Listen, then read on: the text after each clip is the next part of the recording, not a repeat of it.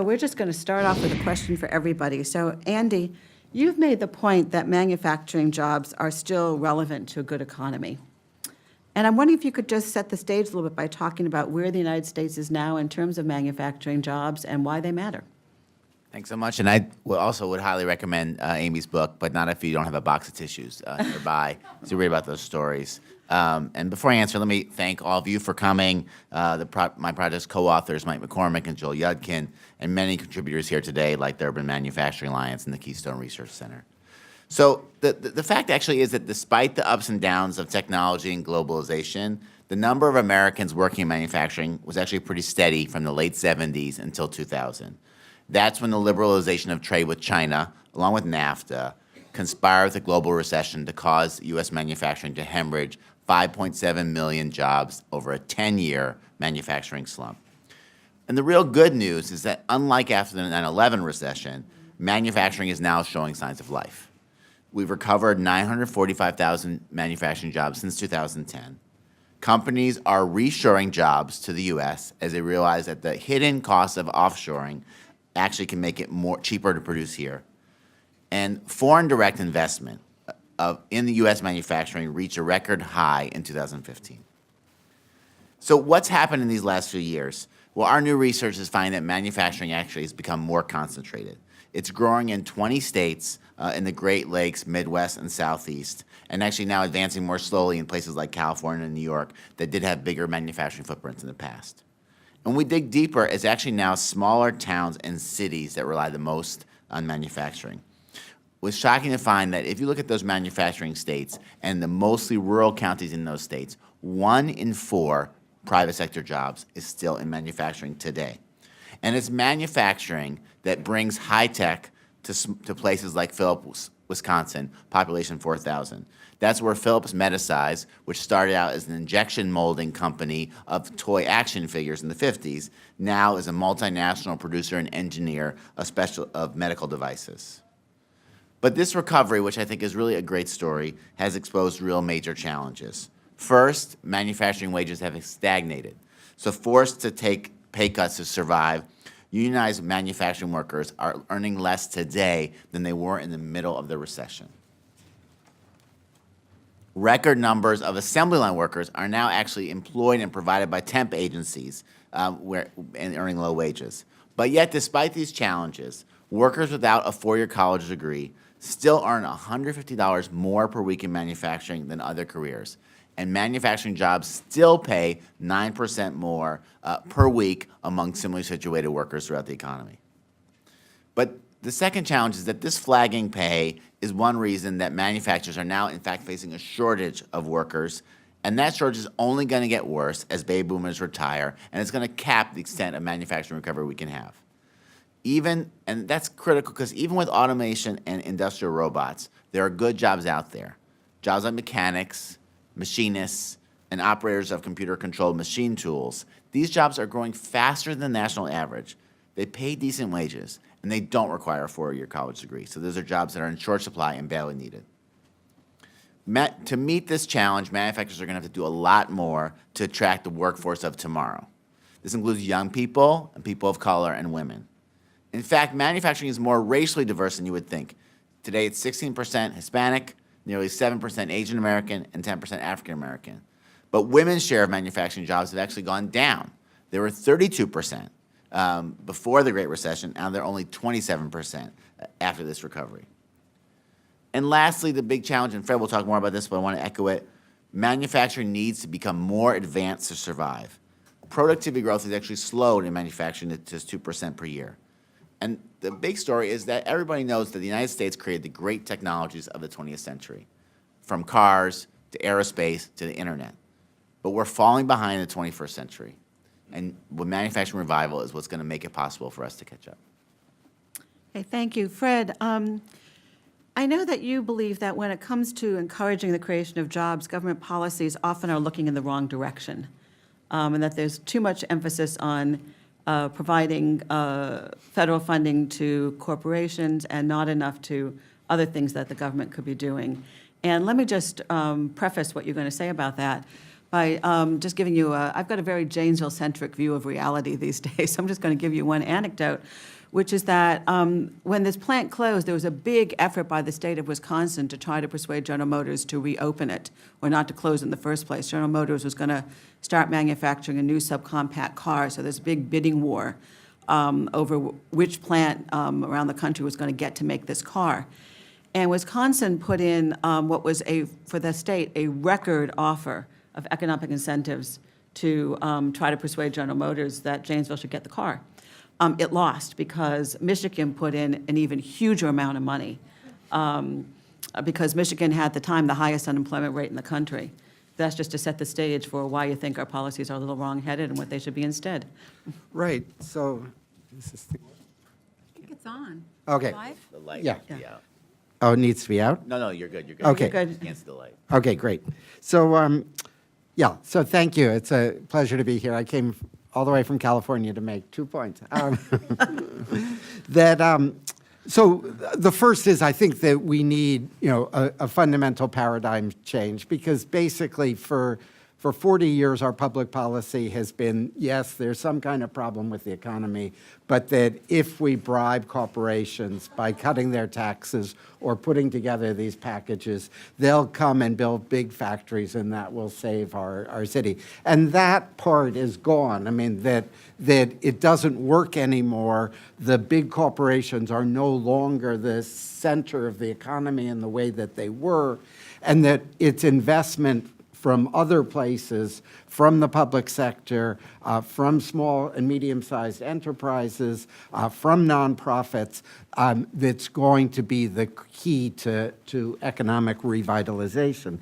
So, but the real cost is that the supply-side approach, the Reaganomic approach, where you essentially cut these corporate taxes to bribe them into has come at the expense of public revenue. And so we've been systematically lowering the amount spent on public investment. Jeff made this point at the start. Back in the 50s and early 60s, public investment, state, local, and federal, was something like 7% of GDP.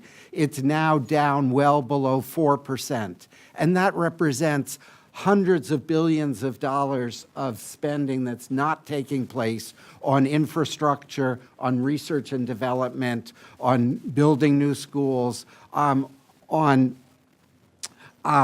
all kinds of different services.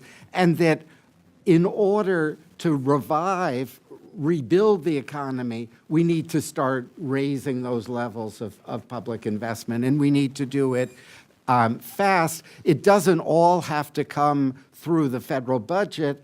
It came up repeatedly in the earlier discussion that one of the mechanisms that can be used is to direct money that's in the capital markets into various types of investment.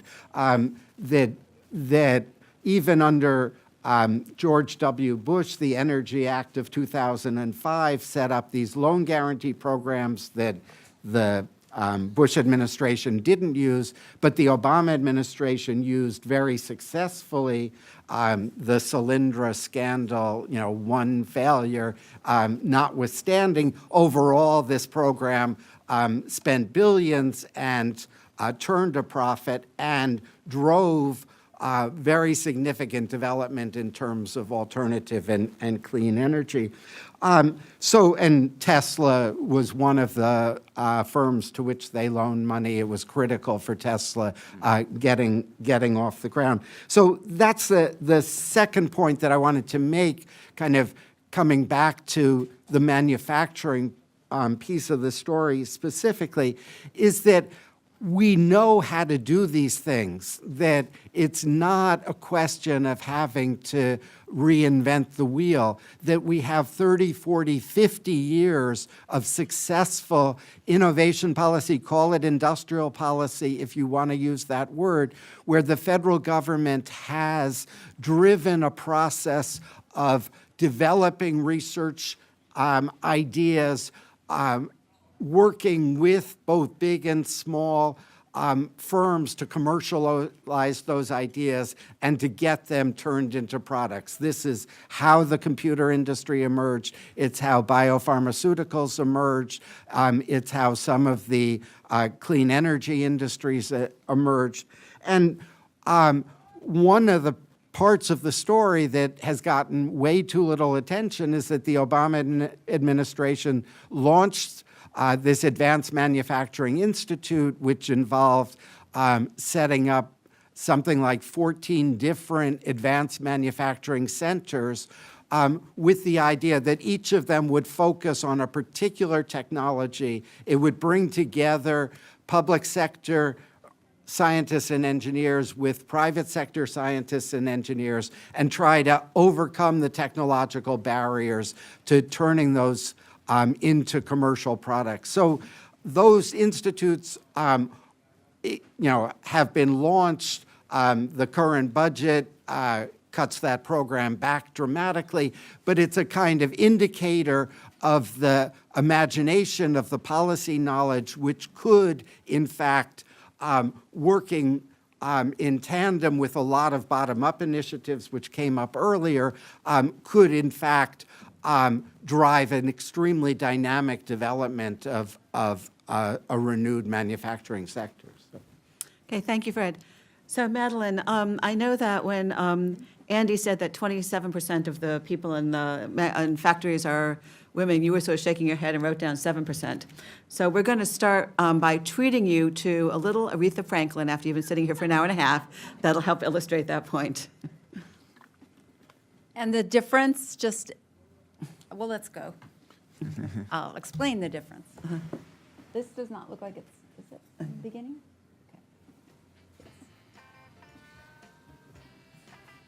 Okay. Is there sound? All the way. As promised.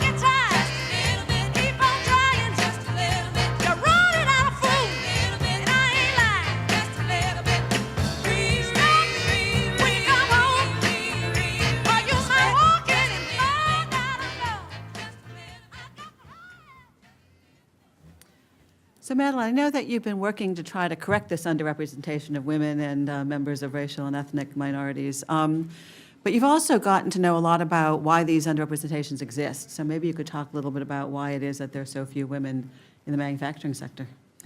Yeah, sure. I am a lawyer by training, community organizer for my life, and have been looking in great detail about how to harness the power of about $2 trillion in public purchasing of manufactured goods so that we can deal with some of the challenges we've been talking today.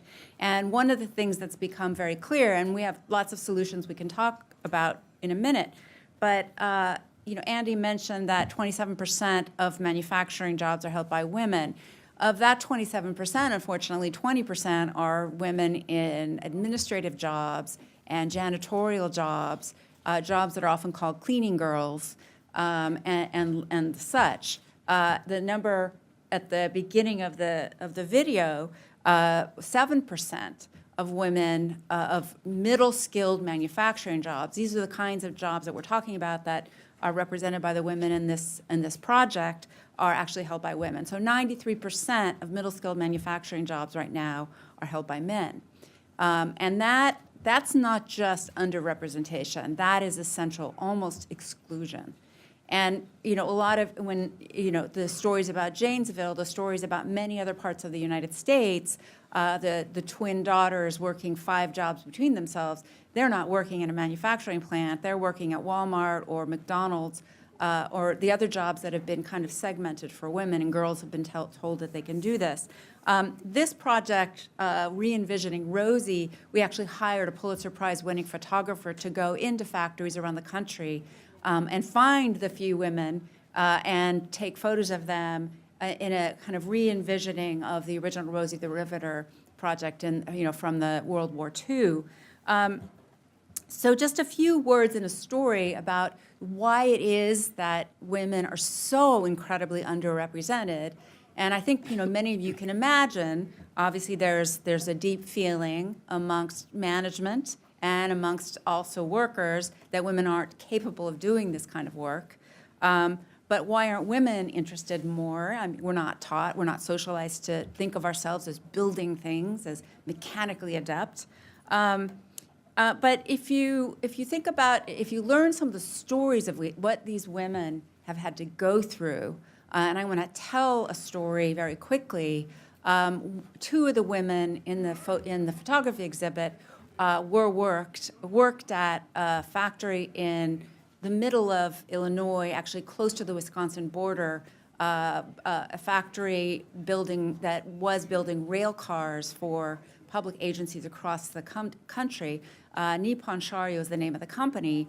And a lot of this has been publicized. The 2 women that were pictured in that whose photos were part of this were part of a group of women that rose up to try to complain about the working conditions and the situation, the way women were treated, and are part of a class action EEOC complaint that's still pending. One of the women that's not pictured, who I actually represented just because she was unrepresented and we had to find her support. She was hired as in this rural area, and it was a relatively decent job, non-union, paid $15 an hour, which in that part of the country was more than the normal. And she was hired to be an assembler, and one of the jobs she was given was to caulk between, which is that white material, obviously, that goes to glue things together. And so she brought up a lot of safety concerns, and there was tremendous amount of sexual harassment and also segmenting of women into certain occupations. You'll hear this a lot when you talk to women or when you talk to people who are, not bad people, but they say, oh, women are great when you need small hands to do things. And I've heard that, people have said that to me, well, you might be able to do the small hands things. And so this woman, she brought up concerns together with her colleagues and coworkers, and so her supervisor started a running joke in the factory, calling her the best caulker on the floor. And so every time she would walk around the factory, one of her coworkers would say, "You have caulk in your hair." And ongoing, and this kind of became a running way to obviously harass her into quitting because of the complaints that she had made. And this is not an untypical story for what women face. And so the purpose of the Women Can Build exhibit and the rest of our work is to say this is not a side issue, the exclusion of more than half of the population, and also the underrepresentation of people of color. This has got to be part of our new program to rebuild, to build a new manufacturing America, the high-wage America that has to be inclusive of all of us. Thank you. So I've got a whole list of questions I was planning to ask you, but given that we're running a half an hour late at this point, I'm going to ask one question that I'd like one of you to answer, and then a second question that I'd like each of you to answer really quickly. So the first question is this. Each of you in some way or other have talked about public spending to try to create jobs. And a couple of you have used the word infrastructure. Well, infrastructure is a word that's also in the vocabulary of President Trump. And I'm wondering if just one of you could take a minute and explain what you think the president means when he talks about infrastructure investment and how that compares with what you mean about infrastructure investment. I was going to give it to Madeline. Yikes. I am not going to even try to get into the head of this president. What does he mean? Who knows? No, I but think no, he just means- explain what he's been saying, yeah. I think what he means is roads and bridges and the basic things that we need to kind of function in this country. And I think probably he thinks of it as a businessman. How does he need to get, supplies and products around the country, et cetera. And then, obviously he talks about manufacturing jobs. I think infrastructure means a whole lot of things that have to do with the common good. And there's a great book that was written by Jared Bernstein, who's an economist who was Vice President Biden's economist for a while. He wrote this around the Great Recession, and he came up with two terms. One is yo-yo, and the other is wit. How many people have read Jared Bernstein's book and know what yo-yo and wit mean? And I think that, so yo-yo means you're on your own. So really the role of government is as little as possible. The main things just to, police and fire, et cetera. And that you're really on your own to try to find a way. And wit means we're in this together. And so for me, infrastructure means all the things that we need as people who live in a common country where we care about our people. And that's both roads, bridges, water, air, schools, and all of the key things that, as a public we need together. And really that's the role of government, is to provide and support, all of these things that we need in common. And so the question is, of course, how can we win a double, triple bottom line to actually turn that into not only the basics, but let's create good jobs out of that. Okay, thank you. So the last question is this. Can each of you cite one very, very, very concrete example of something that is doing it right? And Fred, I'm going to start with you because I want you to have a chance to make at least 3 points having come from the West Coast, okay? I came from LA, so. Right, exactly, but you weren't citing it quite as explicitly. So, you mentioned advanced manufacturing, which is kind of a program, but just one place doing something very specific that you think is doing it right.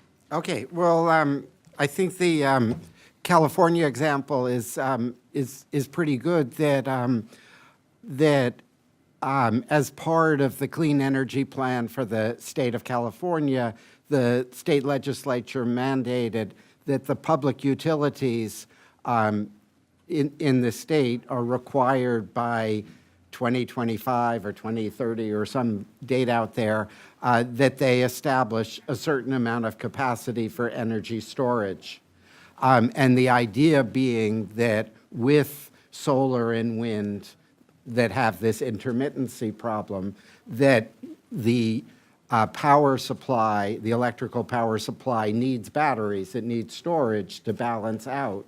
And so at this point in time, there isn't a technology that is cheap enough and solid enough to provide that, but that by mandating the utilities to invest in this, they've created a gold rush. They're now 150 different companies in California that are working with different technologies to try to bring down the cost to provide high-quality renewable storage capacity.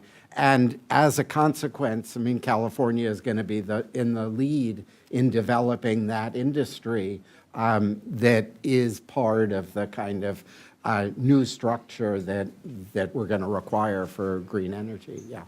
Okay, Madeline is our other Californian. Oh, okay. Well, actually, I'm going to talk about Chicago. So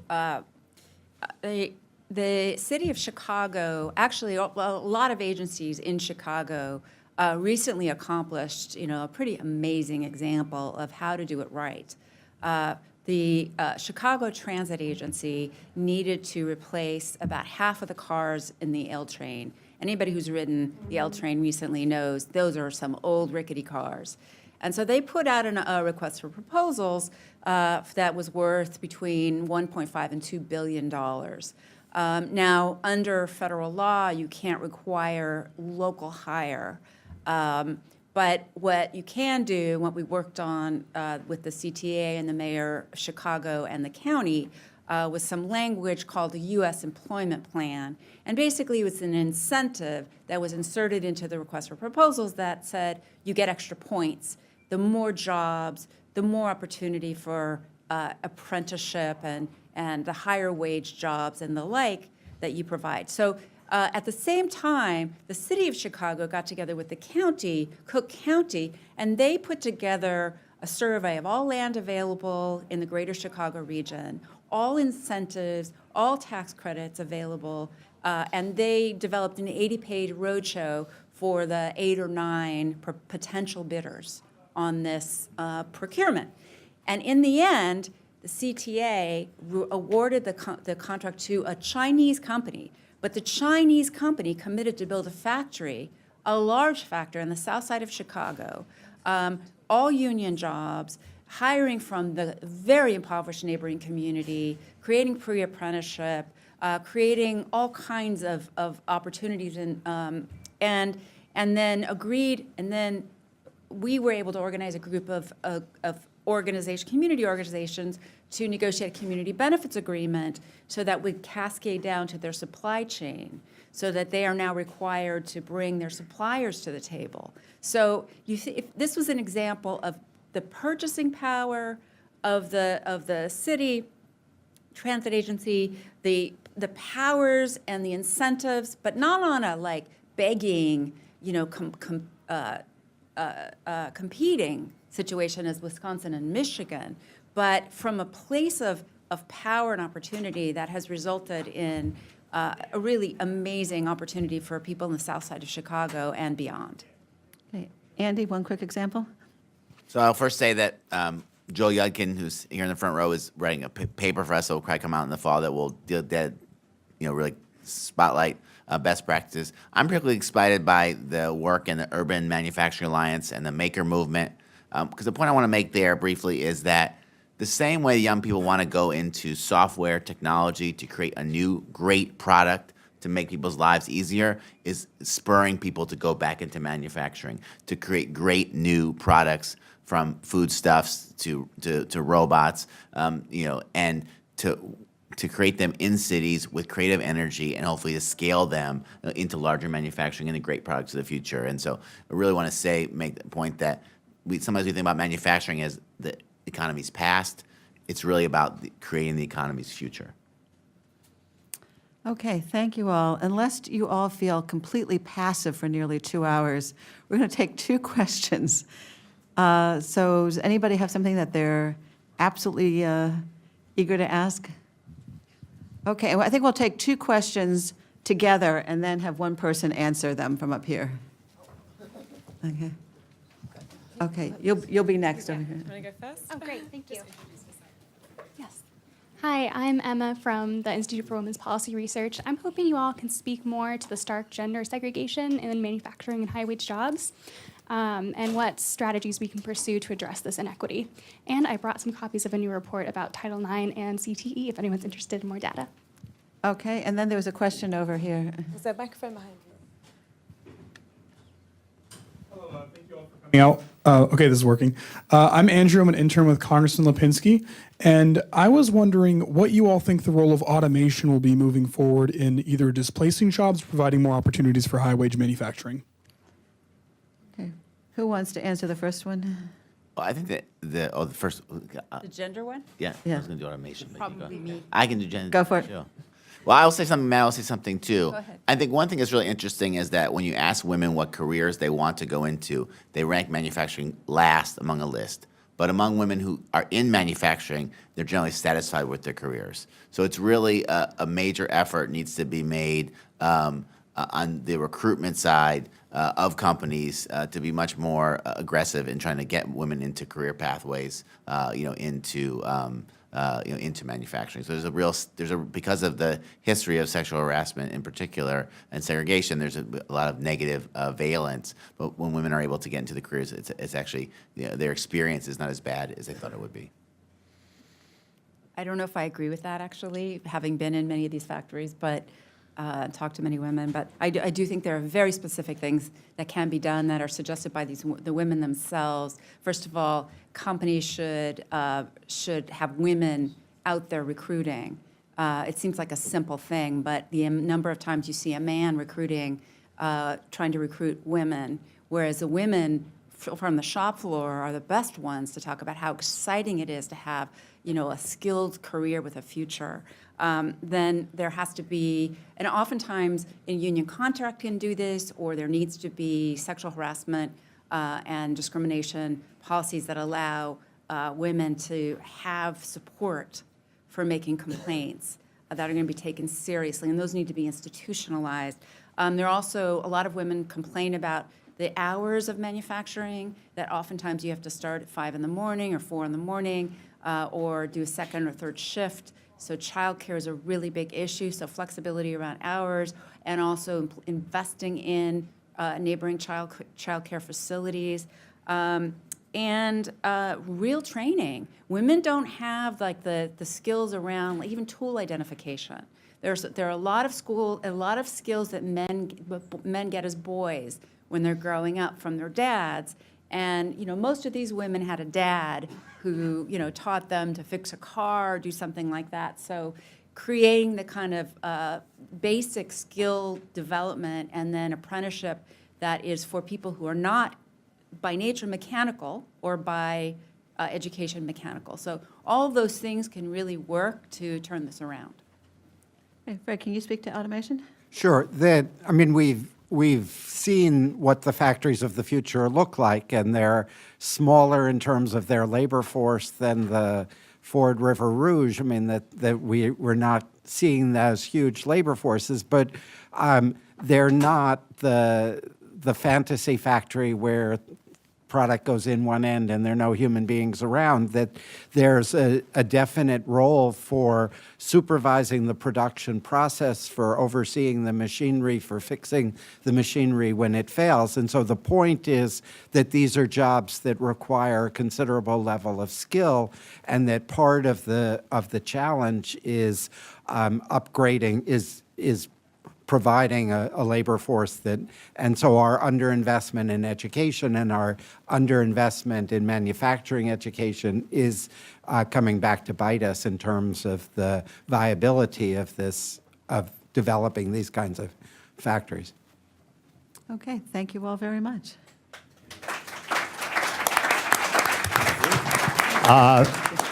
Thank the panel very much. I think we could probably spend more time listening to them. I'm sorry we can't. Thank you all for coming. We do appreciate it. We're going to continue this work, so be in touch with us if you're interested in pieces of this work, because there are a lot of pieces, and we want to help you out, and we want you to help us out.